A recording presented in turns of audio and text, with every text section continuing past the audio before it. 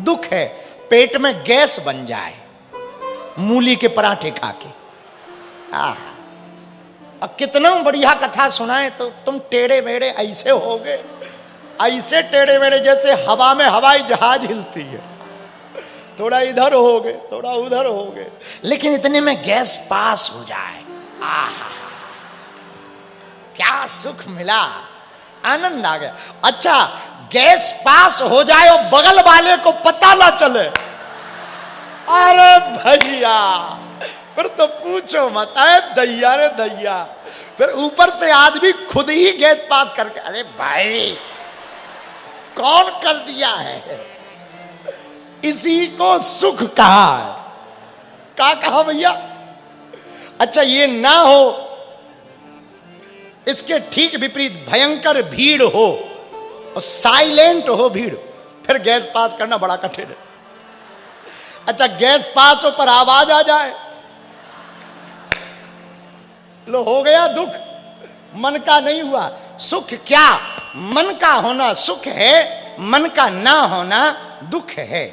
मेरे पागलो, हम एक बात कहना चाह रहे, अपने जीवन में तुम सुखी रहना चाहते ना, हमारा मूल मंत्र याद कर लो, जो हो रहा उसी में हां में हां मिलाने लगो, दुख भी सुख में बदल जाएगा।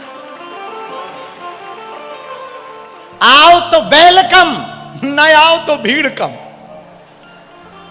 लो हो गया आलम, मिल गए बहुत बढ़िया, ना मिले बढ़िया रहा।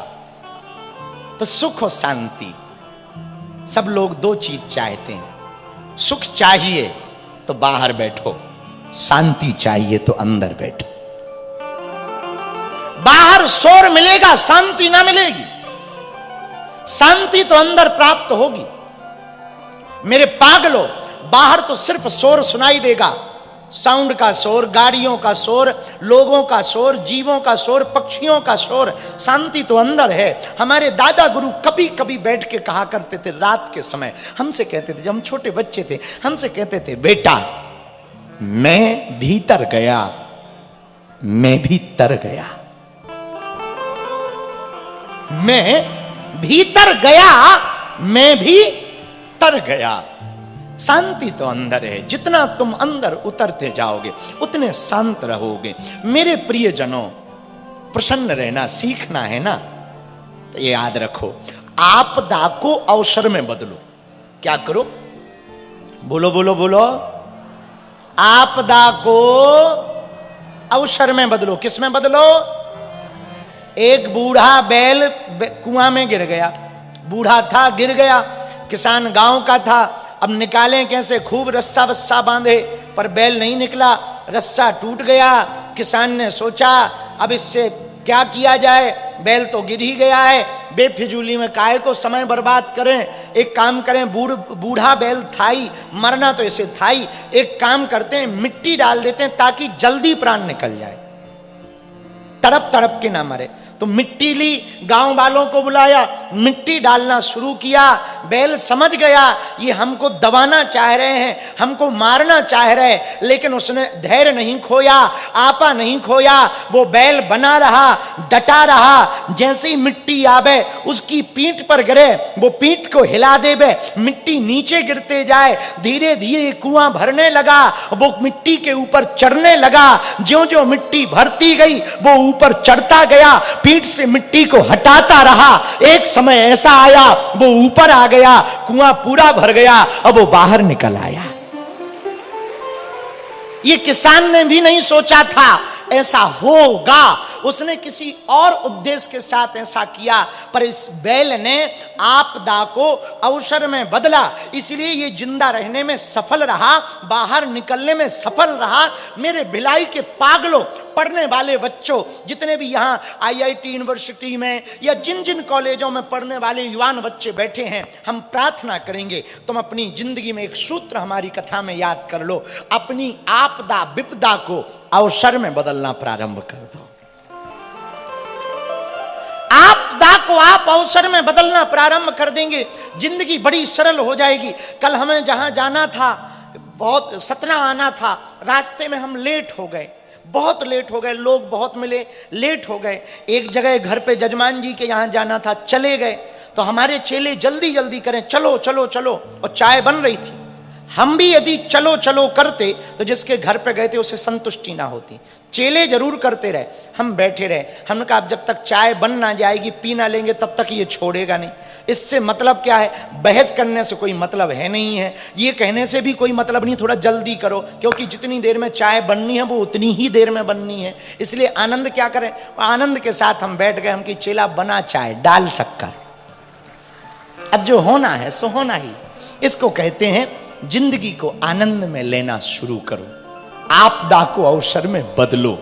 आप आपदा को अवसर में बदलोगे ना, जिंदगी बड़ी सरल हो जाएगी। उसकी सरलता का सूत्र यही है, खामियां खुद में देखो, खूबियां बोलो बोलो किस में देखो, जरा जोर से तो बोलो। खूबियां दूसरों में देखो, पर हम लोगों की आदत क्या है?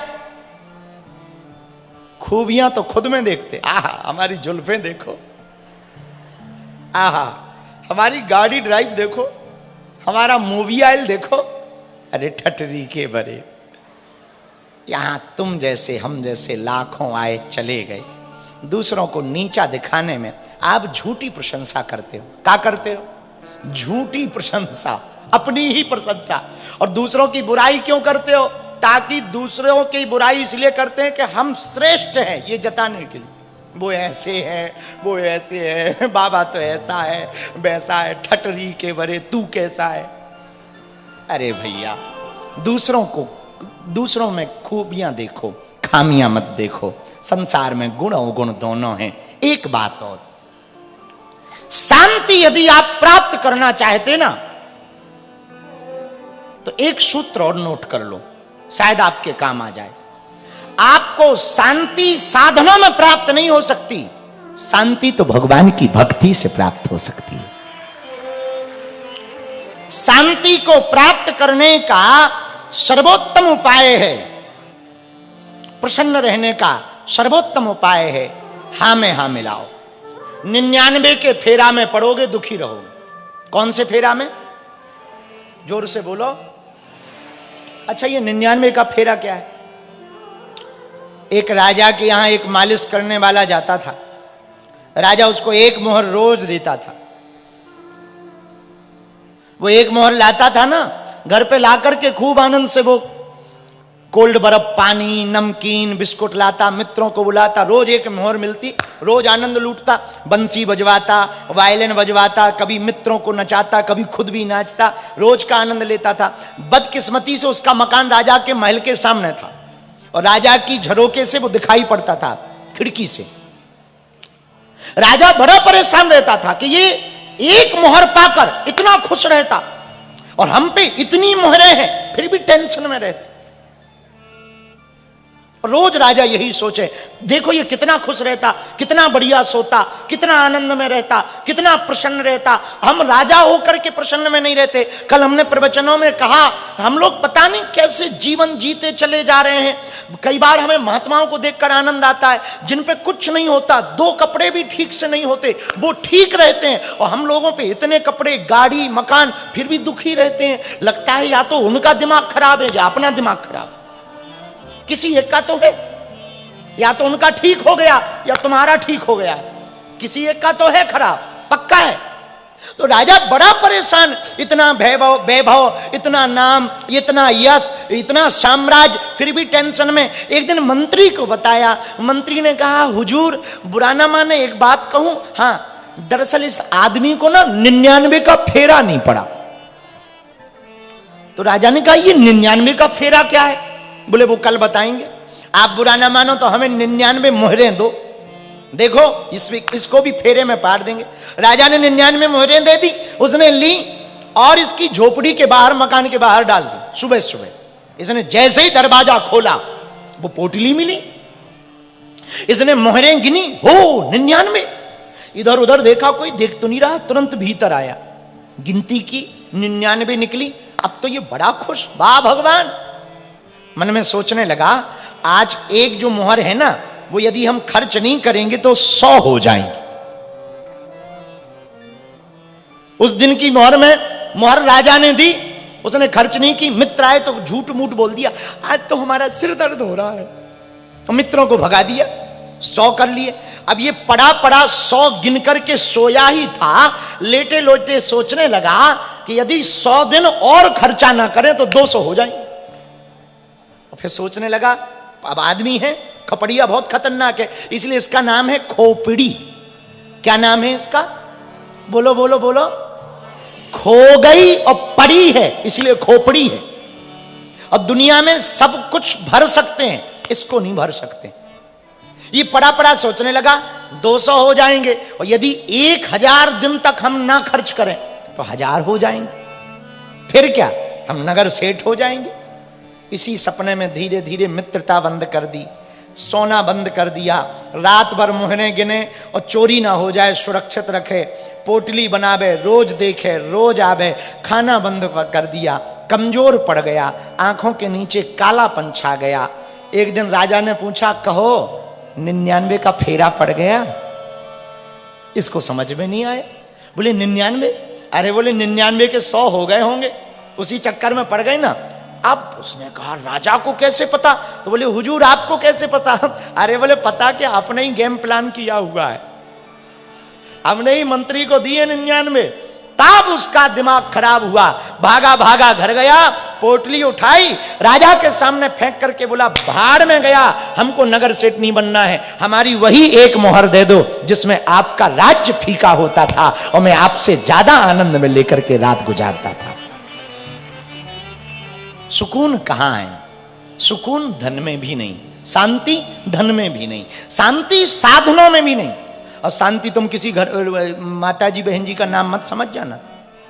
हाँ, हमारे साथ एक विद्यार्थी पढ़ता था स्कूल में, हम तो जैसे स्कूल में रहे होंगे तो समझ जाओ, चेले भी वैसे ही। तो हमारे जो पढ़ने वाले थे वो भी हमसे बड़े ही वाले थे, बहुत बड़े वाले। एक विद्यार्थी पढ़ता था, टीचर ने कहा शांति के साथ बैठ जाओ, तो वो खड़ा हो गया, बोले शांति नहीं आई है। तो टीचर बोले कहना क्या चाह रहे हो? बोले कुछ नहीं, समझ जाओ। ऐसे तो शांति कहां मिलेगी? साधनों में नहीं, साधना में शांति प्राप्त हो। मेरे प्रिय जनों, हम एक बात और प्रार्थना करना चाह रहे, ध्यान रखना, अपनी जिंदगी में शांति पाना चाहते ना, जो प्राप्त है उसी को पर्याप्त समझो। जो आपके पास है उसकी कद्र करो, जो आपको मिला है वो कम नहीं है, जो नहीं मिला उसका कोई गम नहीं है, जो मिलेगा वो सिर्फ एक ख्वाब है, पर जो पाया यही लाजवाब है।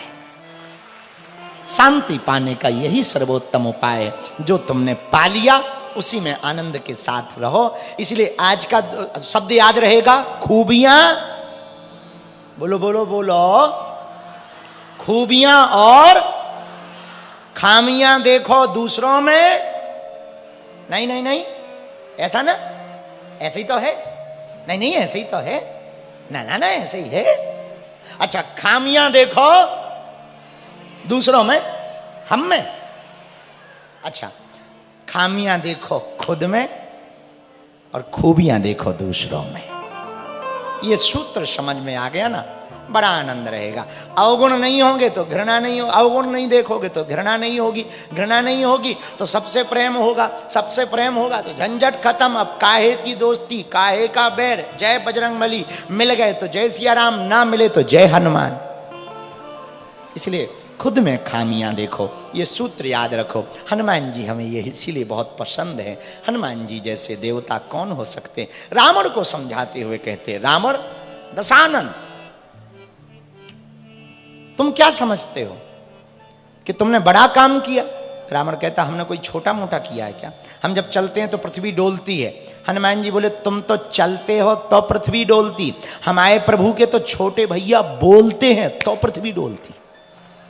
अब बताओ, आओ आओ, तुम्हारे तो चलने पे डोलती है, हमारे तो सरकार के। बोले कौन? बोले राम जी के छोटे भाई लक्ष्मण जी हैं, वो जब मिथिला में बोले तो पृथ्वी डोल गई। आओ, अब बताओ, बोलने वाला जब महान है कि चल के ही डिलाने वाला महान है? रावण बोला, इतने देवता हमारे सामने हाथ जोड़ करके खड़े, सब हमारी महिमा मंडन कर रहे, तुमको लगता नहीं है कि तुम हमारी बुराई कर रहे? हनुमान जी बोले, ये सब फोटूबाज हैं, हम एक्सरा वाले हैं। आओ आओ आओ, साफ फोटो आ जाए। रावण बोला मतलब, बोले ये जितने हाथ जोड़ करके खड़े हैं सब तुम्हारा वैभव पराभव देख करके हाथ जोड़कर तुम्हारी महिमा मंडन कर रहे कि दशानन है, ऐसा है वैसा है। हम तुम्हारा एक्सरा कर रहे हैं कि बाहर से तुम जरूर बाहर से जरूर बढ़िया हो, अंदर से पूरे खोखला हो। और एक बात बोले, जो जितना महान हो जाता उतना ही अकेला पड़ जाता है, उतना ही अकेला होता जाता है। रावण का भी यही हाल हनुमान जी समझा के कह रहे हैं, रावण बाहर तो सब सिस्टम ठीक है, भीतर का सिस्टम खराब है, अंदर का सिस्टम संभाल। और सुनो, बाहर कितनों बढ़िया बॉडी बनी रहे, बढ़िया ये डोले सोले बने रहे, बढ़िया बॉडी बनी रहे, बढ़िया शरीर ऐसा कसा हुआ रहे, पर भीतर से किडनी खराब हो जाए, लीवर खराब हो जाए, लीवर किडनी ठीक भी रहे, लंग्स खराब हो जाए, बने रहो बॉडी बिल्डर। बोले क्या हुआ? बोले ठटनी भर गई, चले गए। कहां गए? राम नाम। बोलो बोलो बोलो, क्या है? राम नाम। इसलिए मेरे पागलो, हम प्रार्थना करना चाहें, अंदर को संभालो, अंदर को ठीक करो। अंदर को ठीक करने के लिए एक चरित्र है, वो है हनुमान जी महाराज का। गुरु ही अंदर को ठीक कर सकता, गुरु का ज्ञान हो, गुरु ही ठीक कर सकता। और गुरु कौन बढ़िया? हमारी नजर में एक गुरु बढ़िया, जय जय जय हनुमान गोसाई, जय जय हनुमान गोसाई, जय जय जय हनुमान गोसाई, जय जय जय हनुमान गोसाई, कृपा करहु